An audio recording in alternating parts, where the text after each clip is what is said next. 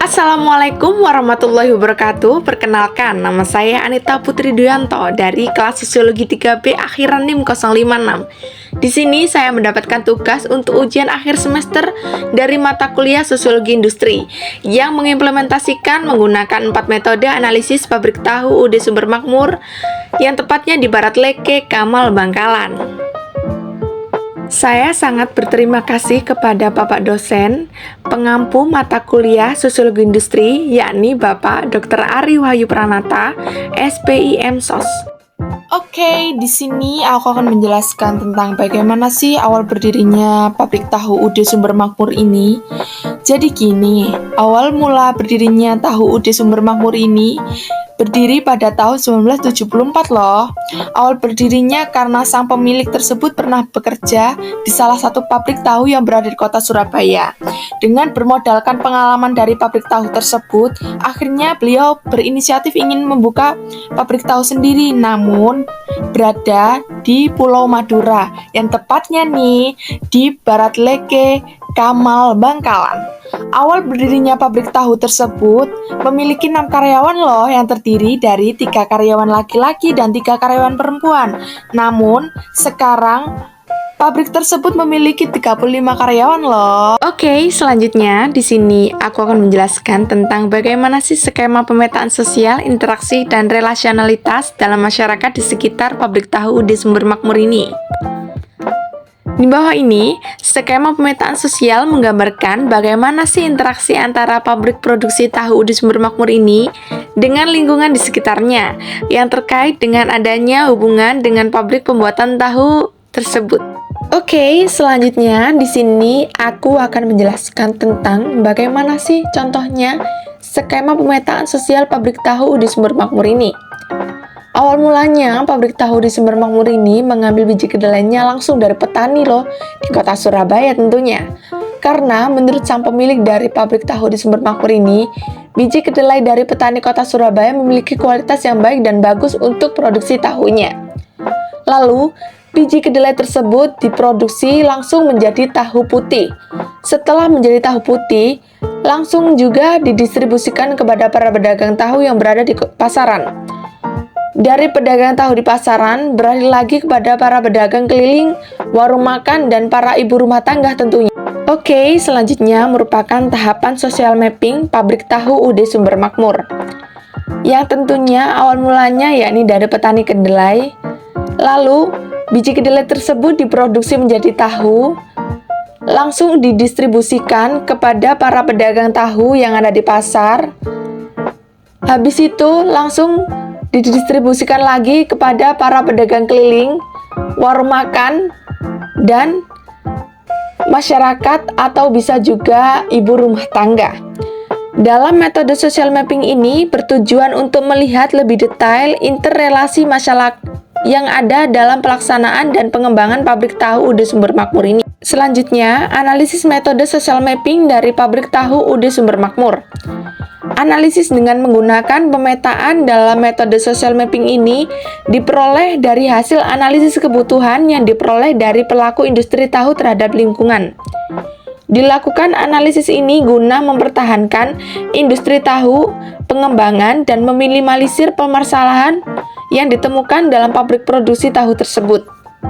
Selanjutnya yakni metode diagram Venn. Analisis kebutuhan sosial terhadap tahu. Diagram Venn dari pabrik tahu di Sumber Makmur ini yang berhubungan langsung dengan masyarakat dan pedagang tahu di pasar maupun keliling. Dapat kita lihat dari pola konsumsi masyarakat dan stok tahu pada saat memproduksi tahu tersebut. Berikut merupakan diagram Venn dari pabrik tahu UUD Sumber Makmur. Yang pertama yakni gaji karyawan. Yang kedua yakni stok kedelai, yang ketiga persaingan antar pasar, yang keempat permasalahan teknis tentunya, seperti pengambilan kedelai di petani kedelai yang memakan waktu yang cukup lama. Kelima, kualitas dari bahan pokok. Yang terakhir nih, bahan bakar. Oke, selanjutnya di sini aku akan menjelaskan tentang diagram food basket dari pabrik tahu UUD Sumber Makmur. Analisis dengan metode food basket ini dilakukan dengan bertujuan untuk melihat bagaimana sih pola konsumsi masyarakat terhadap produk tahu tersebut.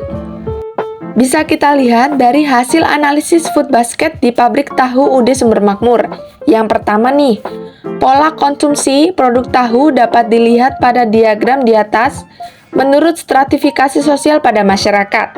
Yang kedua, yang paling banyak mengkonsumsi tahu ialah pedagang pasar, pedagang keliling, di mana yang pembelinya ialah ibu rumah tangga atau untuk kebutuhan rumah tangga dan warung makan. Yang ketiga, untuk tahu yang paling banyak diminati ialah tahu yang berwarna putih. Selanjutnya, terkait pola konsumsi masyarakat. Pola konsumsi merupakan berbagai macam gambaran informasi mengenai jenis, jumlah, dan frekuensi kebutuhan konsumsi oleh kelompok masyarakat tertentu yang menjadi konsumen dalam produk tahu tersebut. Berikut merupakan tabel dari pola konsumsi masyarakat. Untuk yang tabel pertama, yakni bernama input, berisi tentang suplai bahan pokok seperti petani kedelai. Untuk yang kedua, suplai kebutuhan seperti cuka tahu dan air. Untuk yang ketiga, seperti suplai alat produksi seperti ember, mesin, dan plastik. Untuk yang tabel kedua, yakni produksi, yakni pabrik industri tahu tersebut. Untuk yang tabel ketiga, yakni distribusi, seperti pedagang tahu di pasar atau di keliling. Untuk yang terakhir, yakni konsumen seperti warung makan dan ibu rumah tangga. Berikut merupakan penjelasan dari analisis pola konsumsi masyarakat. Yang pertama, yakni dapat dilihat konsumen dari pabrik tahu UD Sumber Makmur ini dari pedagang pasar, pedagang keliling, warung makan, dan ibu rumah tangga. Yang kedua, konsumen dari pabrik tahu ini menggunakan sistem pemesanan atau bisa diambil sendiri di pabrik tahu tersebut. Untuk yang terakhir, untuk produk tahu yang sering dikonsumsi ialah produk tahu yang berwarna putih. Selanjutnya, penjelasan dari matriks scoring. Dalam tabel matriks scoring ini menjelaskan tentang untuk mengatasi suatu permasalahan yang sedang dihadapi dalam pelaku produksi tahu tersebut. Berikut merupakan penjelasan dari matriks scoring.